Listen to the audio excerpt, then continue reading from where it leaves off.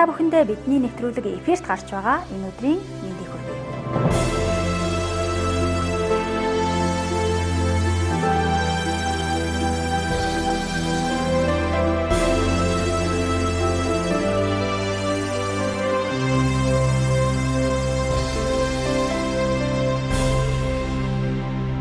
Энэ өдрүүдэд Америк ТВ-г анх нээсэн гэгддэг Колумбын өдөр болж байна. Анх 1492 онд Кристофер Колумбын толгойсон 3 хөлөг онгоц бүхий далайн хэсвтээс Атлантын далай руу аялд гарчээ.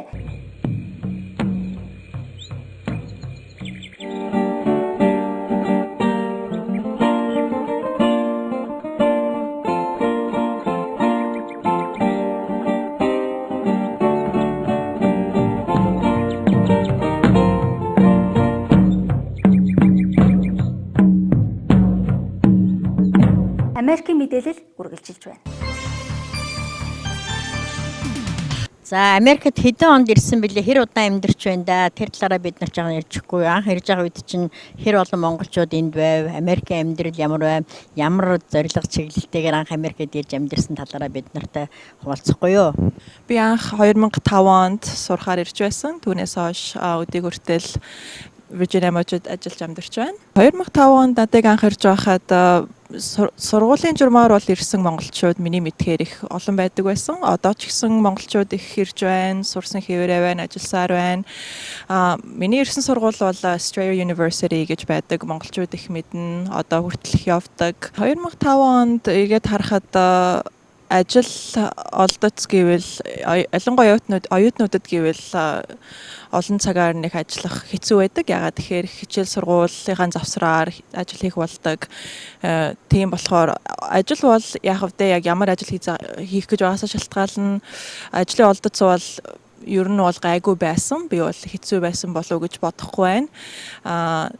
Тэгээд яг монголчууд бол сургуульд явнгаа хичээл номоо ажиллаа зохицуулаад явцгаадаг. Одоо бол ямар вэ ажлын олдоц? Ажлын олдоц миний бодлоор бол хэвээрээ болов. Нэхэх өөрчлөгдсөн зүйл байхгүй. Гэхдээ хүмүүс маань хамгийн гол нь ямар ажил хийхээс шалтгаалаад бас тэр бол ондоо.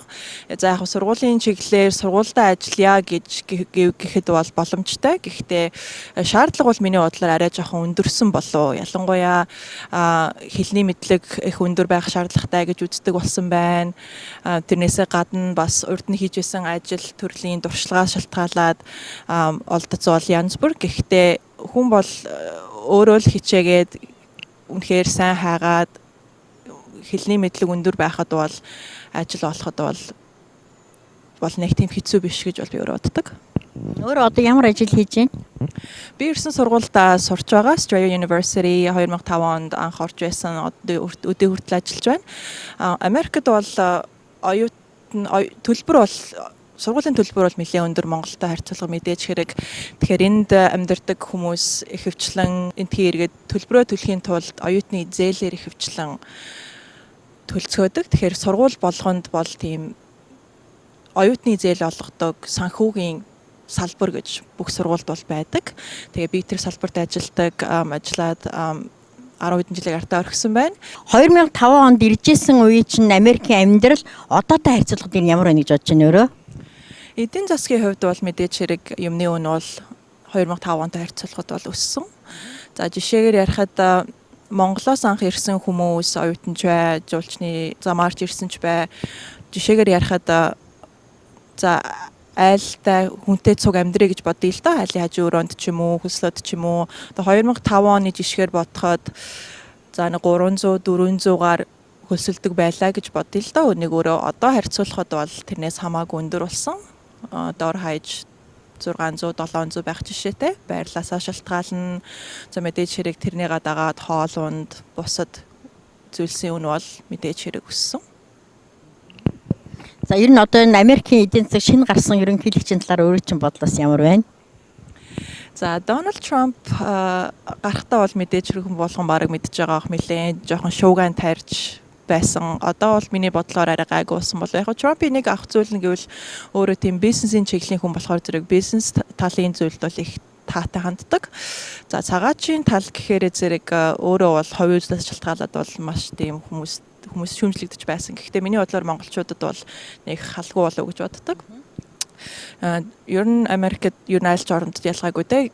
Ямар нэгэн байдлаар хэрэгтүүгт орооцолдохгүй байхад бол нэг их санаа зовоод байхар зүйл байдгүй. Амгалан тайван учраас хүн болгон тэрийг ухамсарлаад ажиллаж амьдрахад бол их аятаа тухтай юм шиг санагддаг. Америкийн нэгдсэн улсад одоо ажиллаж амьдрахад боломжтой болон ер нь бэрхшээлтэй ямар асуудлууд байдаг вэ? Тэр талаар бас монголчуудад зөвлөгөө өгөхгүй юу? За Америкт амьдрахад боломжтой зүйлгүй л мэдээж хэрэг Монголтой харьцуулахад бол цаг агааны хувьд мэдээж хэрэг маш сайхан, хоолунд нь илүү эрүүл чанарлаг олон төрлийн сайхан давуу тал байдаг. За бэрхшээлтэй зүйл гэвэл бас мэдээж хэрэг байлгүй яах вэ? Юм болгон сайхан байна гэж байхгүй. Миний бодлоор бол хэрвээ та Монголоос гараад гадаадыг зорий, Америкийг зорий гэж бодож байгаа бол түрүү миний хэлсэнчлэн яг явах гэж байгаа зорилгоо илүү сайн тодорхойлж яг ямар зорилгоор наашаа ирж байна, ямар чиглэлээр ирэх гэж байна. Жишээ татгаад хэрэв оюутны визээр сурах гэж ирж байгаа бол оюутныхаа визээ аваад F1 виз гэж байдаг. Яг тэр чиглэлээрээ ирээд сурвал өөрт чинь илүү ирээдүйд амар. Ягаад амар гэхээр зэрэг тэр визээрээ сургуулаа сольж болно, шилжиж болно, илүү хялбар.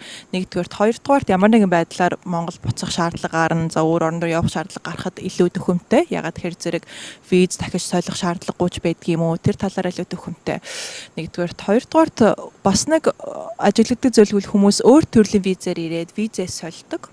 Жишээ нь жуулчдын виз гэж ярьдаг, B1, B2 гэж байдаг.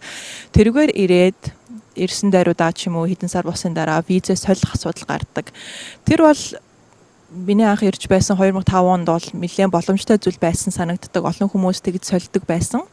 Одоо шинэ ерөнхийлөгч гараад шинэ засгийн газар гарснаас хойш хүмүүсийн ярьж байгаагаар, сонсож байгаагаар тэр виз солих асуудал юу л нэлээд яривхтай болсон юм шиг санагддаг. Ягаад гэхээр зэрэг маш олон хүмүүс тэр чиглэлээр визээ сольж байгаатай холбоотой байж бас болох юм. Тэгэхээр зэрэг үнэхээр жуулчны визээр ирээд визээ солиё гэж бодож байгаа бол үнэхээр сольж болох үгүй талыг бас судалж ирэх нь бол зөв болов. Тэгэхгүй хэрвээ болно гэсэн бодлоор ч юм уу таамаглаар ирчээд хэрвээ визэн солигдохгүй болвол тэр хүн үнийг Америкаас албатан явуулах бас тийм шийдвэр цаанаас нь ирдэг. Тэгэхээр зэрэг бас их эрсдэлтэй.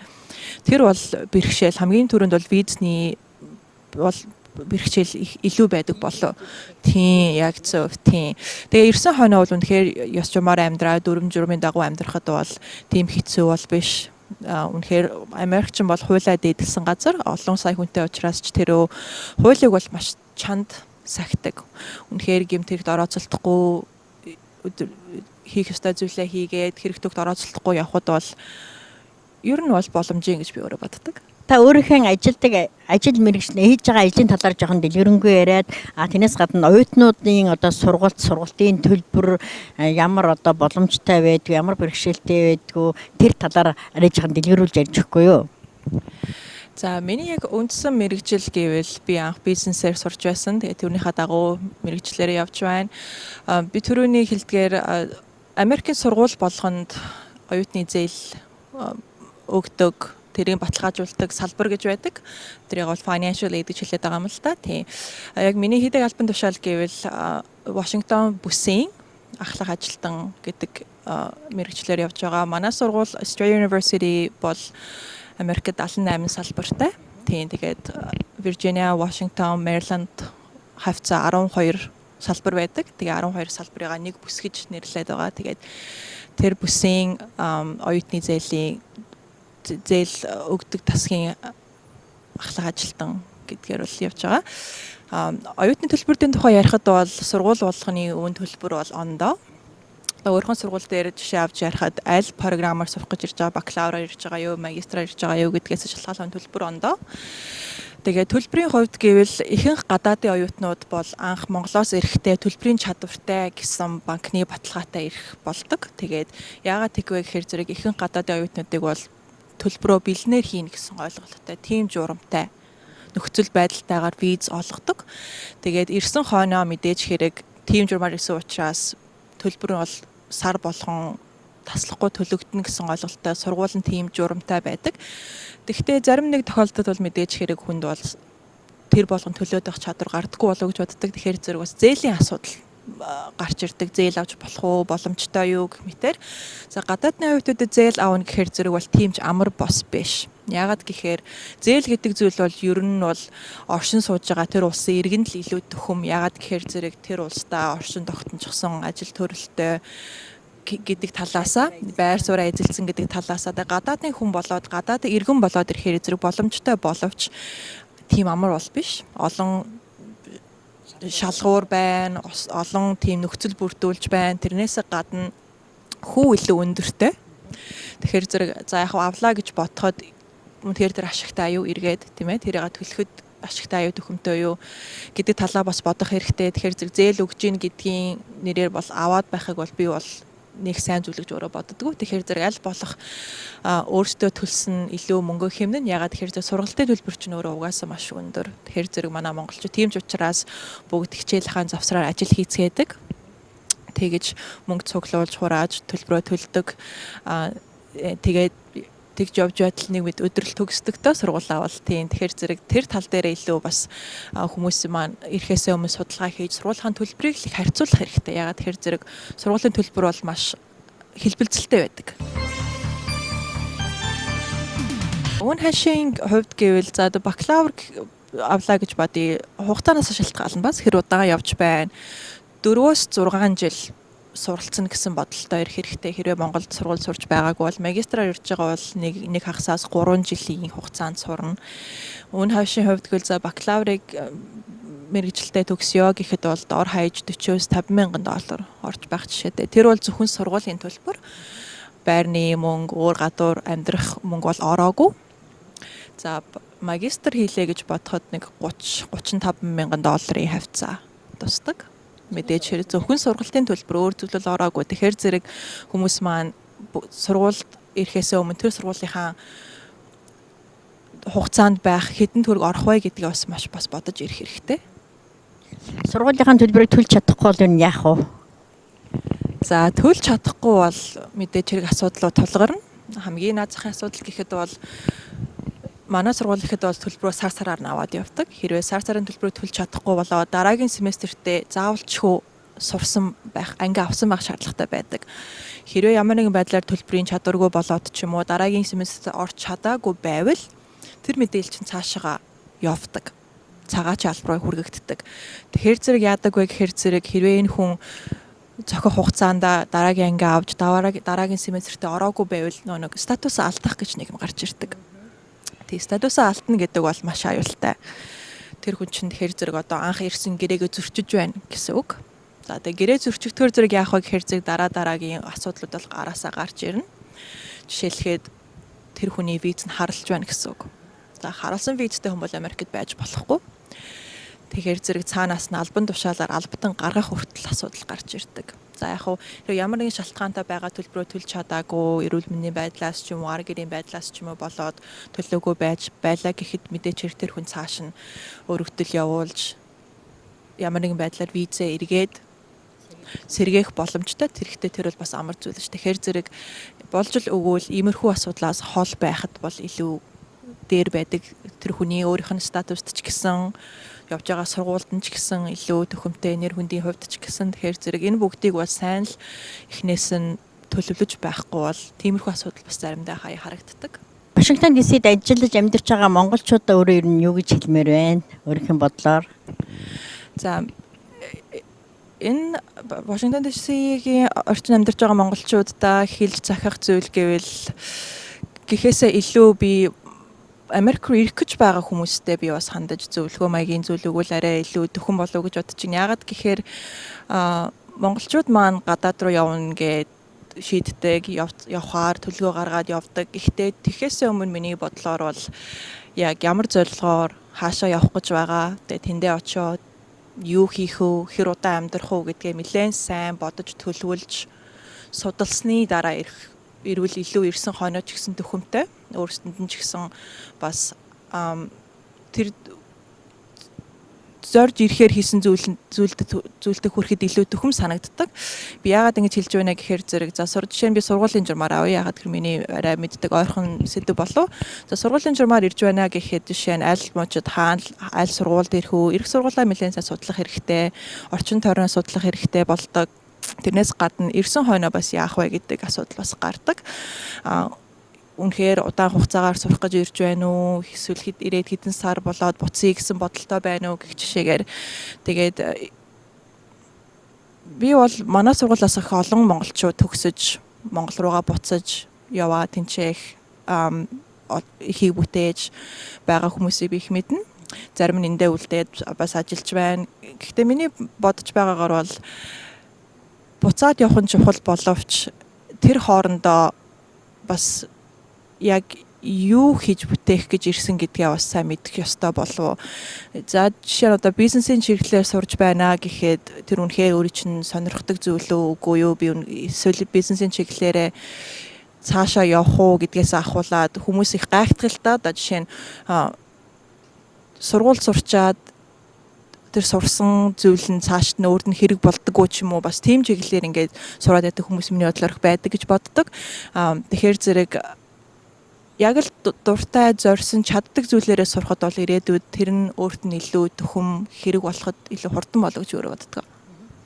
За яг миний асуугаас асуулт өөрөө сайхан урьдчилан сайхан тайлбарчлаа. Энэ яг зөв. Үнэхээр Монголоос ирэх гэж байгаа улсуудад бол энчээ бид нар амьдарч байгаа бидний үнэт зөвлөгөө бас хэрэгтэй байдаг. Яг энд амьдрал ямар байдаг гэсэн бодит яриа аюул чухал байдаг. Тэр талаар өөрөө аюул сайхан ярьлаа. Өөр бас зөвлөрүүлж ярих юм юу вэ? За би яг энэ талаар сая ярьлаа. Өөр нэг хэлэх зүйлгүй бол баг хүн болгон л мэддэг боловч миний бодлоор бол нэг анхаардгүй зүйл эрүүл мэндийн талаар ярих гэж бодож байна. Ягаад тэгэхээр Америк Монгол хоёрын амьдрал бол мэдээж хэрэг тэс ондоо. Яг Америкт бол ирсэн хойно уур амьсгал сайхан байна. Монголоо харьцуулахад тийм бах. Гэхдээ миний харж байгаагаар харахад монголчууд маань бие бас жоохон хайрлахгүй тал байдаг. Тэгэхээр зөвхөн Монголоо цалингуяа ирэх гэж байгаа бол олон жилээр гадаад амьдрыг гэсэн төлөвлөгөөтэй явж байгаа бол юуны төрөнд ямар нэгэн өвчин хуучтай байвал тэрийг аялааршуулаад эдгэрүүлээд ирсэн илүүдээр санагдаг. Яагаад гэхээр Америкт ирэхээр зэрэг систем нь бол Монголтой харьцуулахад арай ондоо. Ялангуяа эрүүл мэндийн систем бол маш ондоо. Заавалчгүй ер нь даатгалтай байж ийж эрүүл мэндийн тусламж эрүүл мэндийн зөвлөгөө авахд илүү төхөм хялбар байдаг. Даатгалгүй хүмүүст бол эрүүл мэндийн салбар бол нэг их нээлттэй биш байдаг. Яагаад гэхээр бол буцаад үн төлбөртэй холбоотой. Эрүүл мэндийн үн төлбөр бол маш өндөр. Тийм болохоор зэрэг даатгалгүй хүн бол баг тэрийг нь төлж дийлдэхгүй гэсэн учраас даатгалгүй хүмүүст бол ер нь эрүүл мэндийн тусламж ер нь их олдох нь ховор. Олдсон ч чанарын талаар муу байдаг. Тэгэхээр зэрэг энд ирээд өвдөхгүй байх нь маш чухал. Эрүүл мэнд чинь сайн байх учиртай. Тэр тал дээр би хүмүүс их судалгаа хийж нэгдүгээрт хоёрдугаарт анхаарч байх нь ирээдүйд нь тустай болов гэж би өөрөө хувьдаа боддог. Тэрнээс гадна нэмэлт үзүүлэх чинь Монголд адилхан очиод үдэнд хүлээж агаад үзүүлчдгөө заавал одоо очир дугаар авч аппоинтмент хийдэг. Наад цагт нэг шүд авахулахад ямар үнэтэй байдаг тэр талаар нэг жишээ болгож ярихгүй юу? Арай дэлгэрүүлээ. За тэр талаар гэвэл бас янз бүрийн эмнэлэг байна л да. Одоо жишээ нь төргөн тусламжийн эмнэлэг тусдаа зүгээр жирийн хувийн хурдан одоо 24 цагаар ажилладаг эмнэлгүүд байна. Ерөнхийдөө бол цаг авах шаардлага гардаг. Хэрэв ямар нэгэн нарийн шинжилгээ хийлгэх зөвлөгөө авах цаг авах шаардлагатай. Одоо зүгээр жишээ нь шүдний эмнэлэг гэдээ ороход бол мэдээж хэрэг цаг авахгүй ороход бол мэдээ удаан гадаа хүлээж агаад орно. Тэгээ орсон хоноо мэдээж хэрэг нэг хамгийн түрүүлж асуудаг асуулт бол харамсалтай та даатгалтай юу гэж асуудаг. Тийм хэрвээ би даатгалтай гэвэл мэдээж хэрэг өөрөөр хандна. Хэрвээ даатгалгүй гэвэл миний бодлоор бол тиймч таатайч маягаар хүлээж авдаггүй болов уу? Би яагаад гэдгийг хэлсэн. Яагаад тэгэхээр үн төлбөртэй холбоотой төлж чадахгүй гэж харддагч байж болох юм. Тийм эсвэл ямар нэгэн байдлаар үйлчлэг нь бол тийм сайн өгддөггүй санагддаг. Одоо жишээ нь үн төлбөрийн талаар ярихад бол ямар нэгэн хэрэг өөрт чинь ямар нэгэн зөөр байгаад эмчилгээ шаардлагатай болвол жишээ нь шүд ахуулах гэдгийг чинь болохоор зэрэг мис заслын ажлыг ойлгочдөг. Тэгэхээр зэрэг ямар нэгэн байдлаар ингээд RC-ийн зүсэх ч юм уу ямар нэгэн байдлаар мис заслын мис ажил ороод ирэхээр зэрэг үнэн миний бодлоор их өсдөг. Өчнөө $100 ярьж байна. Одоо жишээ нь шүд ахуулаад булаа оюулаа гэж ярихад бол доотлол нь $200-300-оос наашгүй. Зөвхөн ганц шүд. Тэгээд хэрвээ өөр ямар нэгэн байдлаар хүнд өвчин тусдаг ч юм уу ямар нэгэн байдлаар өөр ажиллагаанд орохыг гэхэд бол $40,000 ярина. Тэр бол ойлгомжтой. За тийм учраас эрүүл мэндээ сайн анхаарад эрүүл болоод өвчтэй байдаг бол эмчилүүлээд ирэх шаардлагатай. Зөвхөн л одоо эмчээс сураад ажил хийгээд мөнгө олчно гэсэн тийм одоо тэр хөнгөн хийсвэр ойлголтоор ирж болохгүй нэ шүү дээ чинь зөвлөж байгаа бол тийм ээ. Тэр талаар өнөөдөр сайхан үнтэй сайхан зөвлөгөө өглөө. Та одоо манай телевизээр Монголд сууж байгаа ах トゥ найз нөхдөд сайхан мэдлэгээ төвшүүл боломжийг олгож байна. За баярлалаа. За манай Монголд манай эмээ нах зэгч манайхыг олуулаа бүгд амьдарцгаадаг. Тэгээд бүх хамаатан садан хайртай хүмүүстэй өдрийн мэндийг хүргэе. Та бүхэн маань сайн сууж байгаарай. Удахгүй иргэн уулзъя. Би нодлон бас Монгол явчаад ирсэн. Тэгээд удахгүй дахин уулзаж гэр бүлээрээ сайхан халуур яриа өрнүүлэх болно. За баярлалаа. Үнэхээр одоо Монголоос энд ирэх гэж байгаа залуучууд үнэтэй сайхан зөвлөгөөж өөрийнхөө ажил амьдралын түүхээс хуваалцсан танд их баярлалаа. За улам их ажлын амжилт хүсье. За баярлалаа. Та телевизэн хамт олон ч гэсэн ажлын өдөр амжилт хүсье.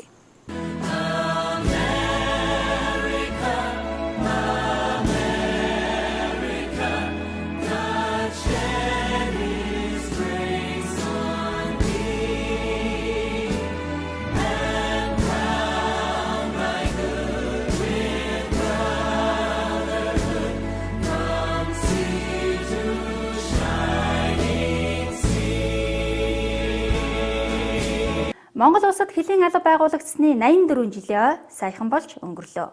Бидний түнш байгууллага хил хамгаалах байгууллагын үйл ажиллагааг харуулсан тусгаар тогтнол газар нутаг баримтат нийтлэлийг одоо үзүүлэх болно. Эх орноосоо алсаж суугаа нутаг нэгтнүүдтэй Монголоо гэх сэтгэлийг нь хөглөж, эх орны хилийн ширхэг чулуугч нандинан харилах үзлийг төрүүлж байдаг хилчид дайчдаараа бахархаж байна. Америк нэгдсэн улс дахь Монгол телевиз эх орны хилээс цаашид ч үзүүлсээр байх болно.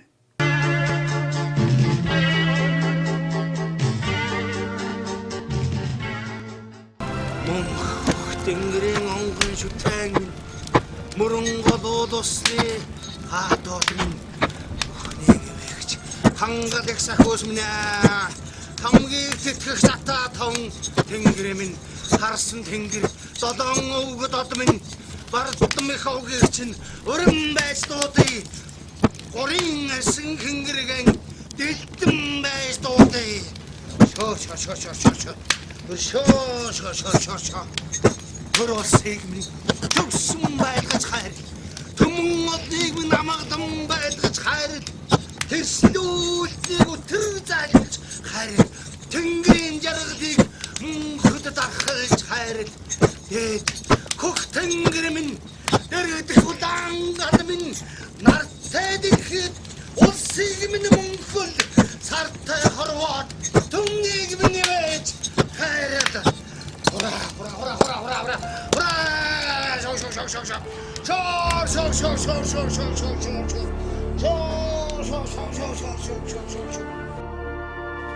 Төв Азийн өндөрлөгт орших тархай бутархай нүүдэлчин овгуудыг нэгтгэн анхны төрт их улс байгуулагдсан нь хүннүү гүрэн байлаа.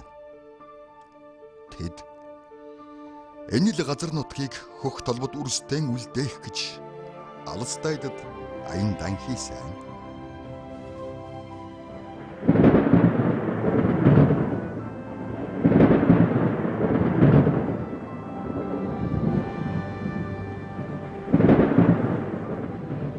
Дорой дуурч газар шагаагагүй өндөр өвгмэн бид нэгэн сул байхын учир дор их газрыг хөмж элгэн саднаан оршоосон. Бид анхны төр тулсын голомтоос галаан тасалж авсан үр садна билээ.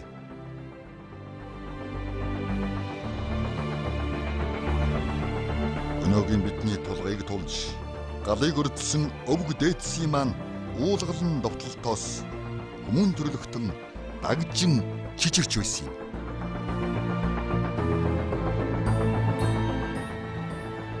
Омог вардам бахархам түүхтэй өвгөд маань омглон мордынхон тоосоор өмнөд хөршөөн болж ороо догшин ертөнцийн араншин хатуу нухчаанд өөрийн гэсэн хууль түүнийг мөрдөх дэгжээгийг тогтоосон юм.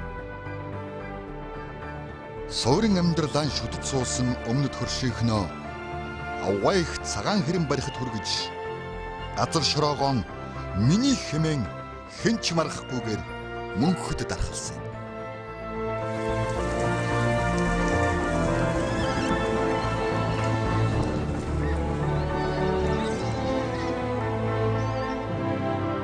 Монголчууд бидний дээд өвг эзлэн захирсан газар нутгаан агт саймрдынхон хатан туурайгаар төдийгүй 100 лууны салхинд үл элэх хөшөө чулуугаар тамгалж үр садынхаа хүйг дарсан эрдмийн чулуугаар овоовсон дархалсан юм.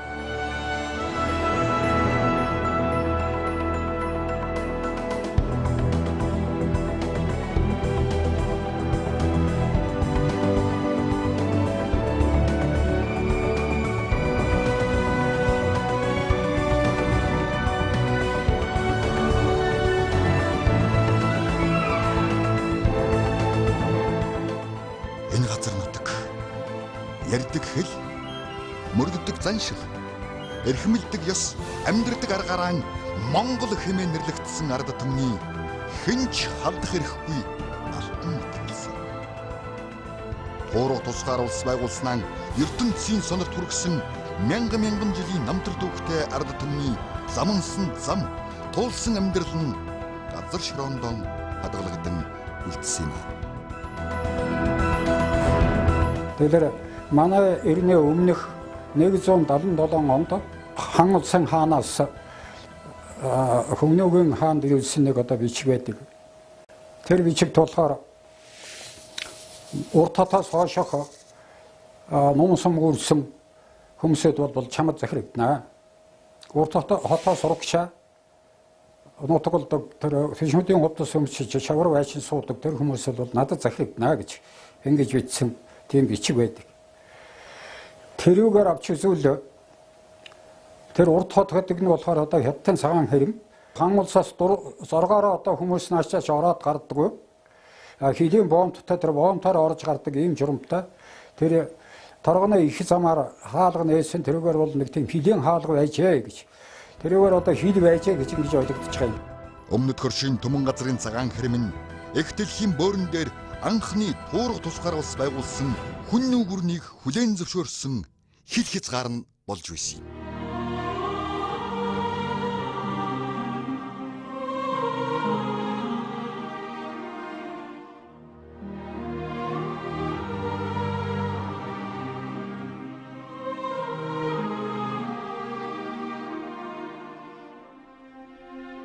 Түүхийн хүрд эргэх тоолонд он цагийн шуурга эх орны минь хөлийн дээсийг хэдэнтэй тэлж хэдэнтэй хумсаан.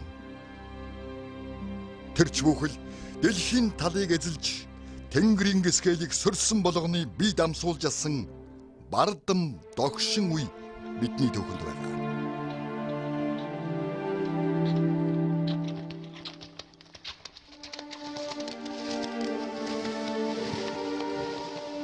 Эзэн богд Чингисийн үрс их хаадын үед Монгол нутгийн хязгаар наран ургах их дөлгөөн далайгаас наран шингэх зүгийн ширүүн давлгаат тэнгис хүртэл тэлж Монгол цэргийн тахир сэлмээр номлон хэмтсээр үүнээс цааш газар үгүй хэмээн шүүр салдан зогссон цаг үе бидэнд бий.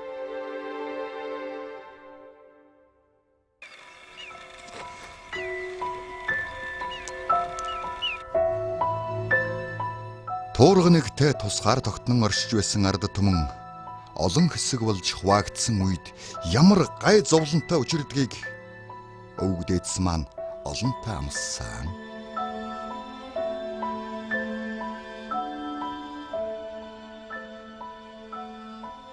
Эрх ямб хаан ширээний төлөх олон зуун жилийн тэмцэл монголчуудыг тараан доторгож хүчин дорой төлсөн. Өчигдөрхөн өлмий дор багсад өштөн дайсан болон толгойгон өндөлөглөө.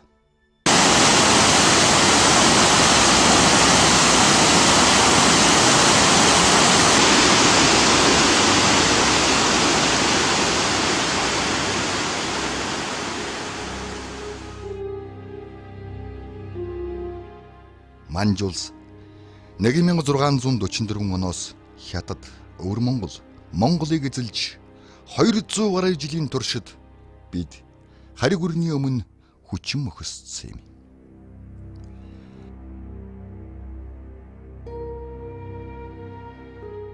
Алтан амиа үл хайрлан газар шороо эх нутаг эрх чөлөөнийхөө төлөө тэмцэж эхэлсэн юм.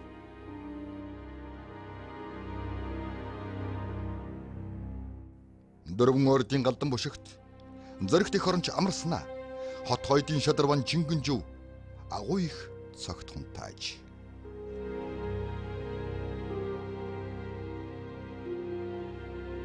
Энэ газар шороо ямар үнээр олдож ямар их үнцэнтэйгээр хадгалагдан үлдсэнийг сайтар ойлгосон эрэлхэг баатрууд хаасайгүй бослог хөдөлгөөн өрнүүлж байлаа.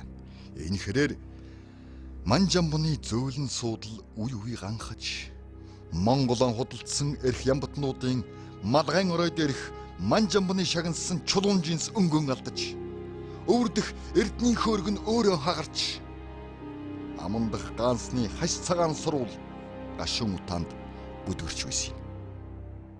Өвөг дээдсийн маань үлдээж өгсөн газар нутгийг өөрийн болгохын тулд залт манжууд жартгай нүдэрэн инээж угаад Монгол хэмээх улсыг газрын хөрснөөс арчих далдын зорилгоор Орос гүрэнтэй үгсэн тохирч гэрээ байгуулж хилийн заагийг анх тогтоосон билээ.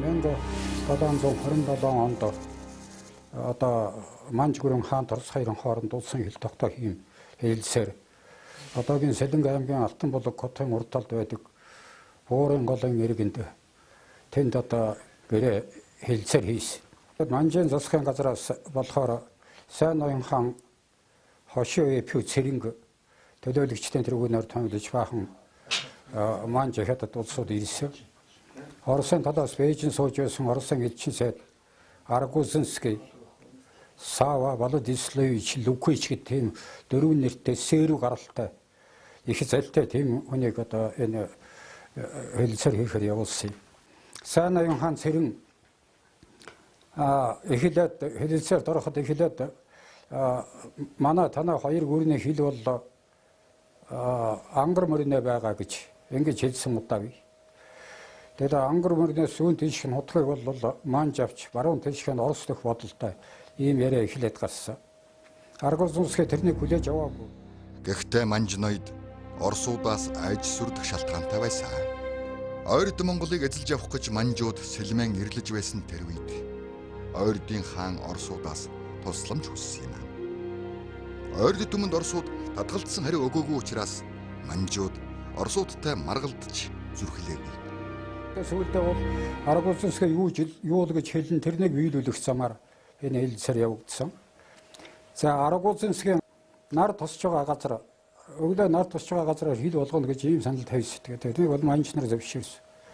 Тэгээд нар тусч байгаа газар шуулан ингэртэн тэр ороогоос л ингэртэн тусдаг учраас модгүй ингэрэн манай дуучид модтой ардтал нь болохоор Оросд орж жишээ тийм.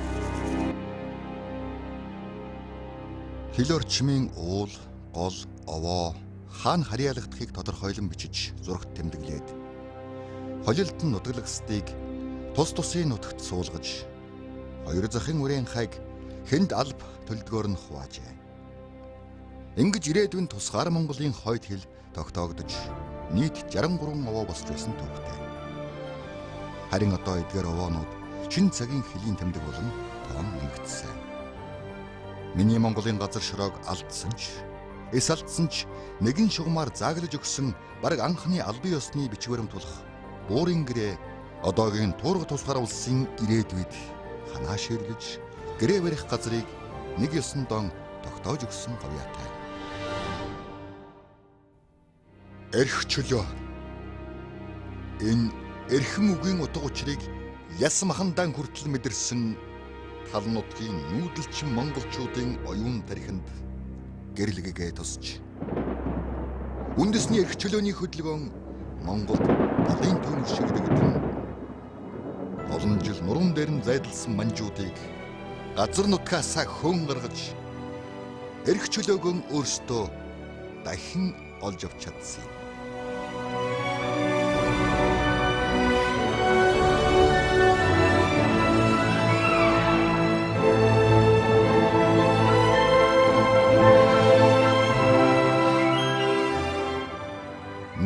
зүрх сэтгэлээр бүрэн нэгдэж ингэж нэгдэж чадсны хаан үр дүнд богд хаант Монгол улсыг байгууллаа. Олон 100 жил хүлцсэнгүй явсныхаа хүлээсийг тас татан тусгаар тогтнолоо сэргэн тогтоолоо. Энэ бол 1911 он байлаа.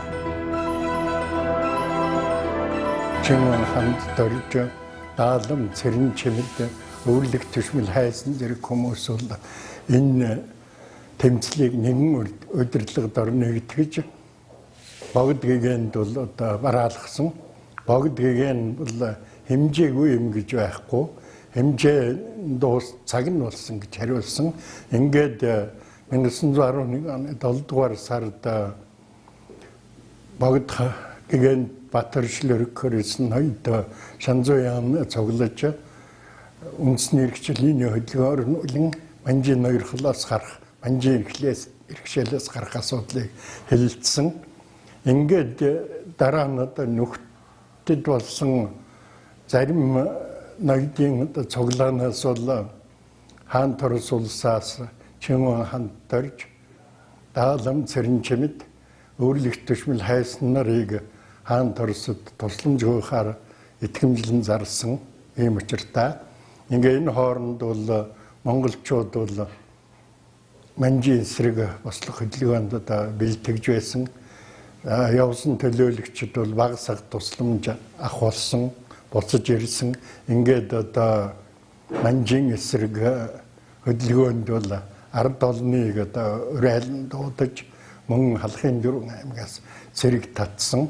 Энэ цэргээс бол 500 цэрэг одоо эхний ээлжинд цугларч ирсэн. Энэ үед ханд Чимэн бол Түшээ таамгийн жанжин байсан. Энэ 500 цэрэг цугларч ирсний дараа манжийн амбан сандууд ойрын үед одоо Монгол хязгаараас гарч явахыг шаардсан.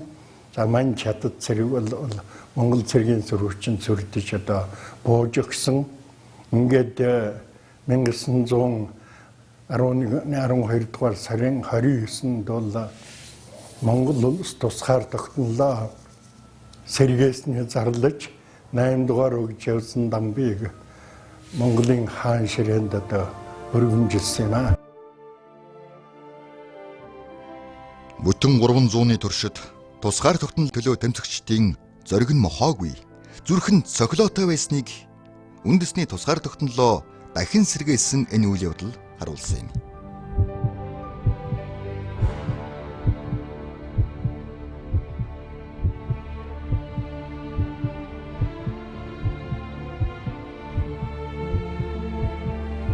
Хэсэг тусгаар тогтнолоо алдсан боловч тэр омогшиж байсан 13-14 дугаар зуун их Монгол улсын сэтгэлд нь ямагт хадагдаж их Чингисийн одоо сургаал одоо сэтгэл зүрхэнд нь одоо мөнхөрч бадмалж байсан.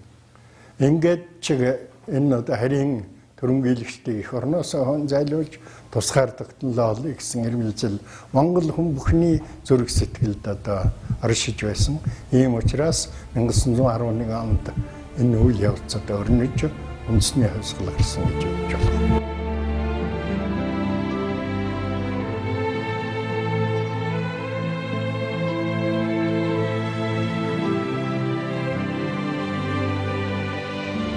Гэвч тухайн үед ядуу буурай байсан монголчуудыг хятадууд урдын далдсанаагаар хар мөнгөний башир аргаа хэрэглэн эрхшээлдээ авахар улайрч байлаа.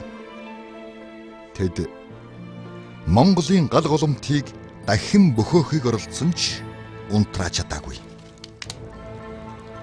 Тусгаар тогтнолоо батлан хамгаалахаар шинэ цагийн эх орончид төрж тэдний тэмцэл ардын хувьсгал болон өргөжлөө.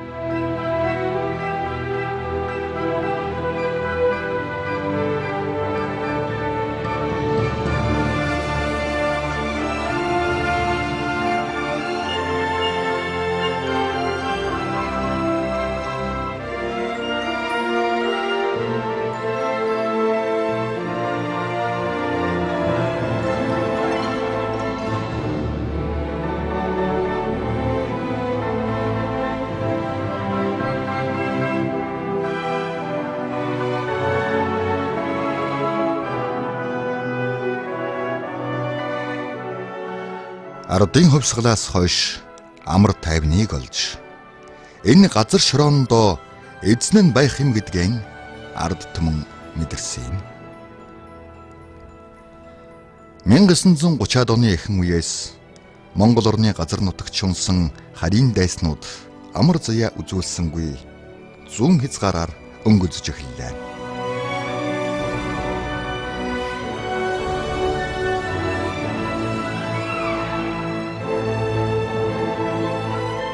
Япон улс 28 оноос эхлээд Солонгос улсыг эзэлж явсан. Тэгээ улмаар одоо зүүн хойд хятадын одоо төмөр замын бодлоо нэртэйгээр одоо дайныг өдөөж хятадын зүүн хойд мужийг эзэлж явж бүгд найрамд Монгол ард улсад одоо хил залгаа манжгаа улсыг бүрэлдүүлсэн ийм түүхэн баримтдаг.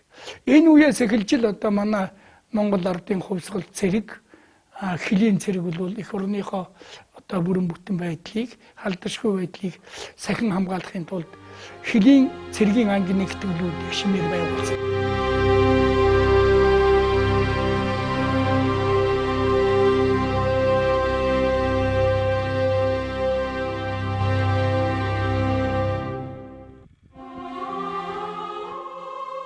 Энэ үед Монгол улсын маань хилийн цэрэг хариг үрний туршуул тагнуул өдөөн хатгагчд хорлон сүйтгэгчдтэй халд тулж эр зөргөн харуулж чадсан.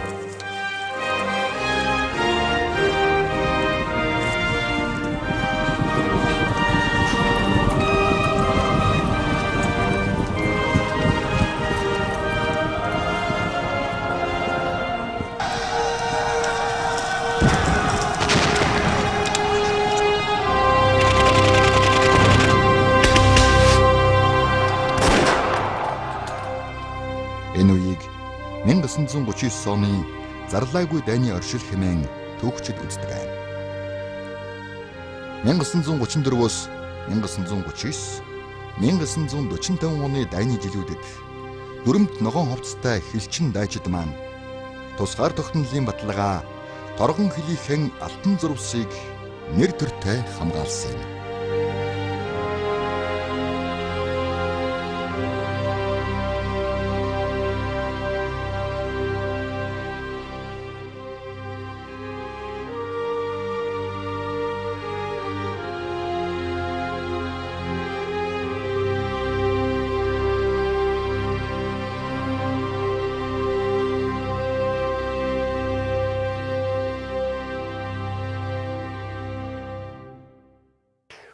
дугаар отруудын 6 дугаар заставаас Монгол улсын 4 одоо улсын баатар төрсөн байдаг. Чогдонгоо, Жамбагаа, Гуйлугаа, Шийлугаа мөн Эрсуулын заставын дарга одоо Төмөр Баатаргаа Монгол улсын баатар цолгорсон. Ингэж одоо хилчин дайчдын тухайн үед гүйцэтгэж исэн энэ гавьяаг Монгол улсын төр засаг үнэлж одоо Монголын 5 улсын баатар одоо энэ хязгаарнуудаас төрсөн ийм учиртай юм аа.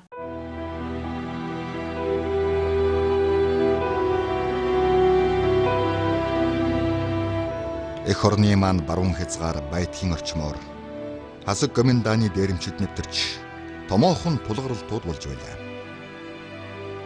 Эх орон тусгаар тогтнолынхон төлөө тэмцэж явсан эрэлхэг хэлчдийн маань дундаас 14 баатар төрсөн.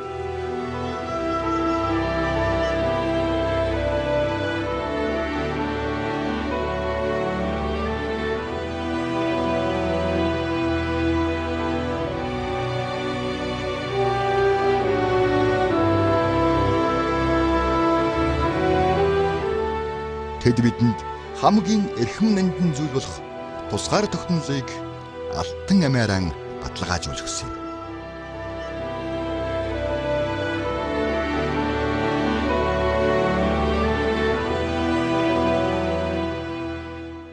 (1959 онд бүгд найрамдах Монгол ард улс, бүгд найрамдах Хятад улсын хилийн тухай хэлэлцээр бараг 3 жилийн турш үргэлжилж 1962 оны 12 дугаар сарын 26-ны өдөр батлагдлаа. Мөн 1958 онд 4 сар үргэлжилсэн хэлэлцээрийн явцад бүгд найрамдах Монгол ард улс, зөвлөлт социалист бүгд найрамдах холбоот улсын хооронд хилийн гэрээ байгуулагдаж баталгаажлаа. Ийхүү бид хойд хөрштөөгөө 3543, өмнөд хөрштөөгөө 4709 км шугамаар хиллэх болсон. Тэгээ хамгийн бэрхшээлтэй юм бол гятаа зөрөөд тэр Ямаатын голдны голын эрг хоёр талд бас 2-3 баган байдаг. 3 баганыг басах гэж 3 сар суусан. Сүйд гятууд чуудгүй манайх чууж өгдөг. Тэр одоо яах вэ гэвэл өвөл болоод цасараад гүйтрээд тэгээ хоолндон дуусаад тэнд явсан бүхийг авчирч махын идэж 2 талд хувааж иддэг болсон. Тэгээд одоо 3 сарын эцэст гятын талын төв комиссын нэг хүн Бээжингээс ирээд тэгээд үндсэндээ зөвшөөрөгдсөн юм уу? Нэг өдөр л босхоор боллоо гэж баяр хөөр болцгаагаад манайхан шуугилдаа давхаад ирсэн. Тэгээ босгосон юм да. Юун дээр одоо тэгж их маргалдаж байсан? Тэр газар дээр одоо маргалдаад байсан. Манай танаа тэр гол Ямаатын гол танах байх ёстой, манайх байх ёстой. Багныг тэнд босгох ёстой, энд босгох ёстой гэдэг дээр зэрэгцээд байсан. Жохон газар. Жохон дохоо. 20 хэдэн метрийн газар байх таа. Эдүгээгийн Монгол улс өөрийн гэсэн хил хязгаараа хөрш орнуудтайгаа тогтоож авснаар тусгаар тогтнол маань найдвартай баталгаажсан. 1975 оны 9-р сарын 11-ний өдөр нэгдсэн үндэсний байгууллагад Монгол улс хил хязгаараа мөрдөхүүлснээр манай улсын тусгаар тогтнол дэлхийд данстай боллоо. Хэн ч халдашгүй хил хязгаараа тусгаар тогтнолоо зарлан тунхаглаж чадсан Монгол орн эрх чөлөөний дэлхийн нийтийн замд эргэл туцалдаггүй орсон. Тусгаар тогтнол таны хамгийн эрхэм зүйл бол эрх чөлөө. Энэ л эрх чөлөө тусгаар тогтнолын үндэс язгуур нь газар нутаг мөн билээ.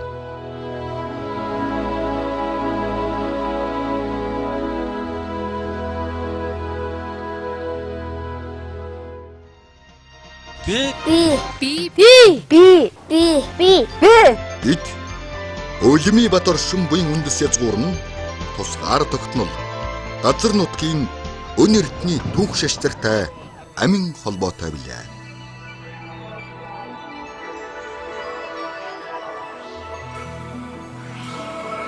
Ухаа толгод нь шаргал өмнгийн их говийн орвог гашууны бор толгойгоос усан цэнхэр дөрвөн далайн тасархай хөвсгөлийн Монгол шарын даваа. Уулын зүрхэн хэлбэртэй алтай таван богдын хүйтний өргөлөөс зээрэн давлгаалах зэрэглэт талын шавтрах үзүүр модод хамар хүртэл 8252 км улаан зурвас. 1,500,000 хавтгай дөрвөлжин километр нутгийг бид эх хорон хэмээн нэрлэж өгнө. Эх нутгийн эмгэр хэсгээс эгцтэйш агаарын уудам, эгц доош газрын гүн бүхий энэ орон зай Монголынх.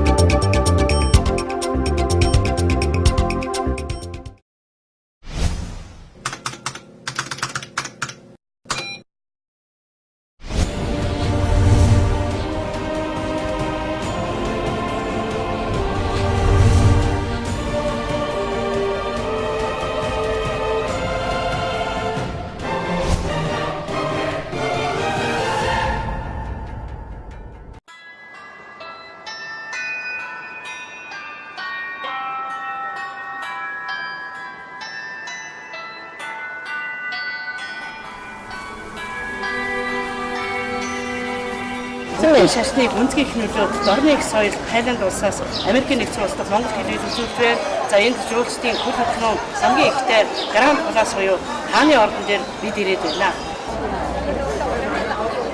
Тайландд очсон хүн болгоны үзэх ёстой энэ газар бол Тайландын хаадын 20 дугаар зуунд амьдарч байсан ордон одоо бол Тайландын вант улсын шашин шүтлэгийн төв юм аа.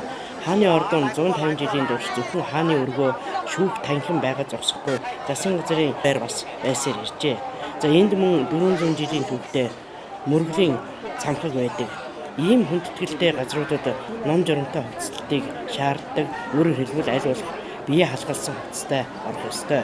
Тайланд улс хэмжээлшгүй эрэхт эзэн хаанд парламентын засаглалтаа орон эзэн хааны эрх мэдэл сүр хүчийг шар өнгөөр илэрхийлэх тул эзэн хааны ордон зохицолборт алтан шар өнгөтэй гоёмсог барилгууд цонхилдог.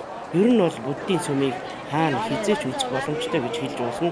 Тайландын сүмүүдийн хувьд бол онцлог нь бүгд гайхалтай байгууламжууд юм аа. За энэ хааны ордны аршааныг хүртэж алсаж байгаа монголчуудынхаа уян заяаг даатгаж байна.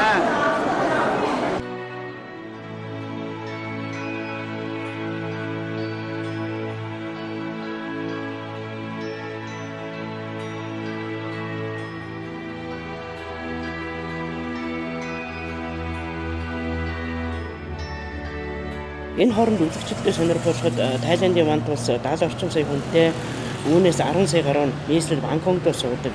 Газар нутгаараа дэлхийд 50-д хүн амаараа 20-д ордог.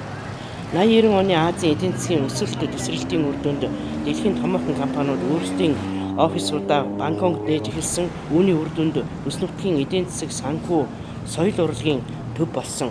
Энд маш олон тооны буддийн сүм 2000 гаруй гэж сонсч байсан. Хөшөө дурсгал яг тэр их хувилбараараа хадгалаастай байдаг. Бангкок хотын хөгжил 1997 оноос хойш эрчимтэй хөгжих шатанд орж Азийн хамгийн хөл хөдөлгөөнтэй хүн ам нягцуурсан хотын нэг болжээ. Жилдээ гэхэд 11 сая жуулчин хүлээн авч байгаа нь Парис, Лондонгийн дараа үзүүлэлт юм. Түүхийн хувьд Бангкок загасчдын жижиг тосгон бомб байсан байна. Албан ёсны нэр нь сонирхол татдаг. Бангкокийг орчуулбал маш утга учиртай. Тухайлбал Сахиусан тэнгэрүүдийн хот, Агва хот, Үрд мөнхийн хаш хот, Индра бурхны халдшгүй хот, 9 эрднэр чимгэлэгдсэн ертөнцийн хот, аз жаргалын хот, бурхад залрах тэнгэрийн өргөө, хааны ордон орсон Вишну карма бүтээсэн Индра бурхны өгсөн бэлэг гэсэн ийм урт нэртэй. Энэ нэр нь дэлхийн хамгийн урт нэрээр Гиннесийн номонд бичигджээ.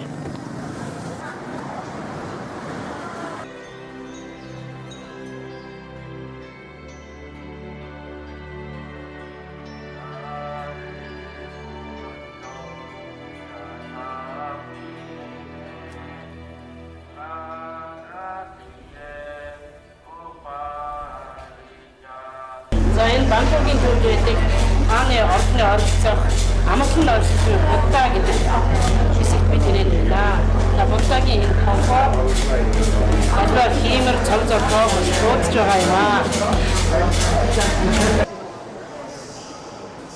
За энэ бол дэлхийд томороо 3-т тооцогдох хөшөө, нойрсож буй Будда, зүүрмөлж буй Буддач гэж нэрлэдэг. Хөшөө Бангкокийн хуучин сүмүүдийн нэг Wat Po буюу бод модод байдаг. Буддагийн лагшин биеийн бүхэлдээ алтаар бүрэгдсэн, өргөн нь 15 м, урт нь 46 м. Зөвхөн хөлийн тавхан урт нь 3 м, өндөр нь 4.5 м байна. Хөшөөний мэлми болон хөлийг танан эрднээр урлаж, хөлний тавхад бурхан багшийн 108 дүрхийг дүрсэлсэн байдаг. Хонгол хэсгээр гарч явхад 108 хүрэл хул аяг байрлсан байдаг. Энэ нь өршөөл ивэлийг бэлэгдэг учраас хажуугаар нь өнгөрөх мөргөлчд, жуулчд зоос өргүүл сайн явдал тохионо гэж итгэдэг байна. За энэ амгалан орж байгаа Буддагийн амлороо энэ одоо ард талын нэгээр ирээд иржээд явж байгаа байдаг. Энэ гарна. Энэ жаахан үстэй. Их хавар үстэй. Сайн байна. Ариун ордон байна. Энэ нэмийг үзнэ гэдэг бол амьд явсны бас нэг сайхан гоё юм шиг. Юм удаа гэдэгтээ ерөөс гэж байна. Тийм нь арт юм өөдөө болж энэ шиг байна. Та бүхэндээ сайн гэж байна.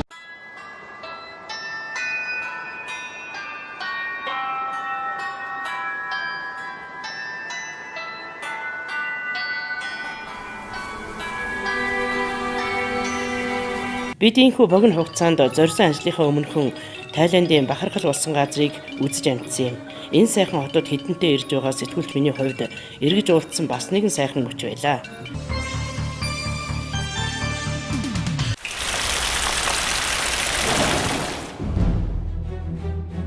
Дэлхийгээр тархан суугаа монголчуудын зар мэдээллийн нэгдсэн төв orlo.com. Үүгээр манай нэвтрүүлэг өндөрлөж байна. Та бүхэн энэ өдрөө сайхан өнгөрүүлээрэй.